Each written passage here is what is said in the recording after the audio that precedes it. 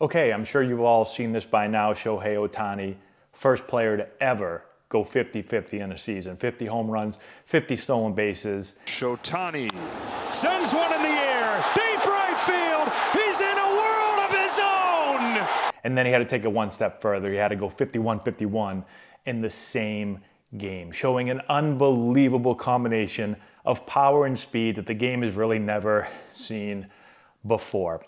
And this got me thinking, because if we go back to when Ohtani first came over from Japan as a 23-year-old young kid, his first spring training with the Angels started off really poorly. He couldn't pitch, he couldn't hit, he was struggling, and there were so many doubters. There were so many people that were saying, this kid's never going to make it. Maybe he played well in Japan. Maybe he was considered the next superstar over there, but not over here, not in the major leagues, not going to happen.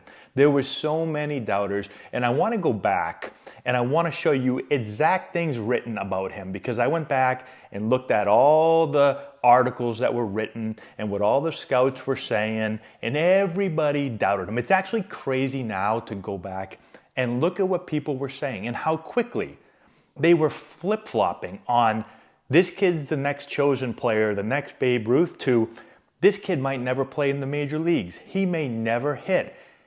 And it was because of how he did in the first few weeks of spring training. It's crazy to think.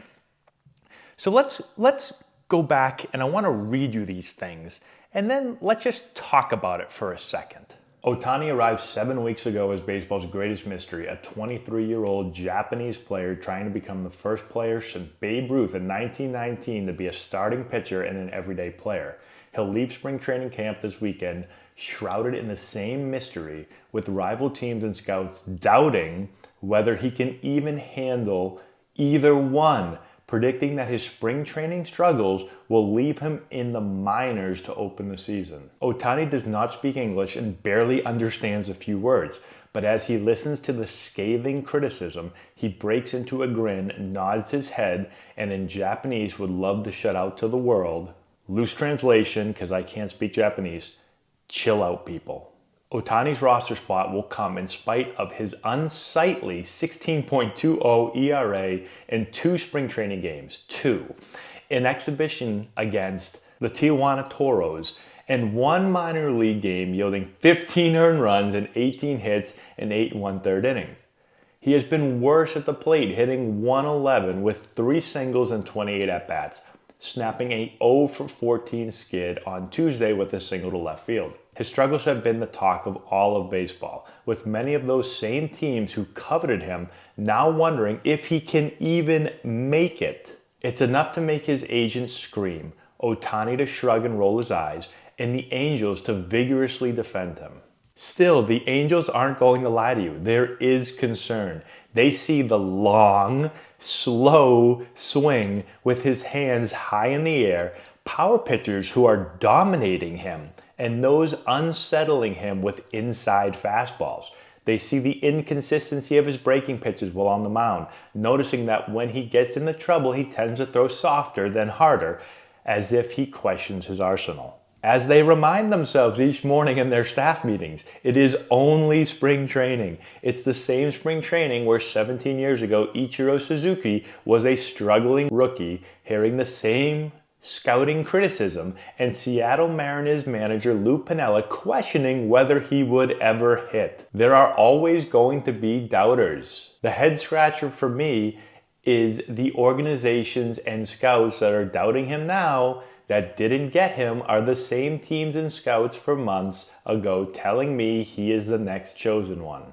I don't know whether he'll hit over here, but I know he can pitch and he's going to be a great one. Yeah, I think he ended up hitting okay. So I think this is a great example of a few things. One, not everybody knows what the hell they're talking about. So many people are so sure. I do it sometimes too, and I'm wary of this because of examples like this, where coaches see a player and they just write the player off. Oh, this guy can't play after an at-bat, after a game, even after a week, right? Oh, this guy can't play. Or the opposite, this is the greatest player of all time. And I think as coaches or as fans, as scouts, whatever it is, we can't make these snap judgments on players. And if you're a player, just because you have a bad game or a bad week or a bad month, or guess what, even a bad year, that doesn't mean you're a bad player. That doesn't mean you should quit. That doesn't mean you should give up. That doesn't mean that you're never going to play at whatever level it is you think you're going to play at. You can still do it. And one of the best things about all these articles that I've been looking at, when everybody doubted Ohtani when he came over here, is that everyone around Ohtani all said that he never panicked, he never stopped believing in himself, and he knew that he was going to be a great player. And he didn't allow all the negative outside noise affect him. And I think that's so important in really anything, but especially in baseball, where there is so much failure. And this is something young players have to learn, is that you're going to fail, and it's how do you get through the failure? How do you work through that? Some players fail and they give up. Some players fail and they lose all their confidence, while other players fail and they realize that it's part of the game. They don't lose their confidence. They continue to work hard. They work harder. They figure out what is it that's causing them to fail, and they fix it. Or they just realize, again, it's part of the game, and if I just stick with my process, I keep working hard, I keep believing in myself, I will eventually break through and work through this, and I will be successful. So I think you can learn a ton of lessons from this, whether you're a coach or a scout or a player or a parent or whatever, that let's not overreact to these really short-term successes or failures. Because we literally have a man that just did something that has never been done in Major League Baseball ever. One of the most amazing feats, one of the most talented players to ever walk on this earth. And people literally were saying after a month that the guy couldn't do it. Not only could he not be the greatest of all time, that he couldn't play at the level. Oh, I don't know if he'll ever hit. Oh, I don't think he'll hit. He's going to have to give that up. Oh, I don't know if he can pitch. So many doubters. And the guy is one of the greatest players. If we fast forward now, what is it, 6, 7 years, however long it's been, he's one of the greatest players to ever walk planet Earth. Crazy to think about that people were doubting him like that at one point. So anyways, congratulations to him on an unbelievable accomplishment. And hopefully this helps you out and you can learn some lessons from this as well. That's all I got. Subscribe to the channel, hit the notification bell, give it a thumbs up, all that good stuff. We'll talk to you later.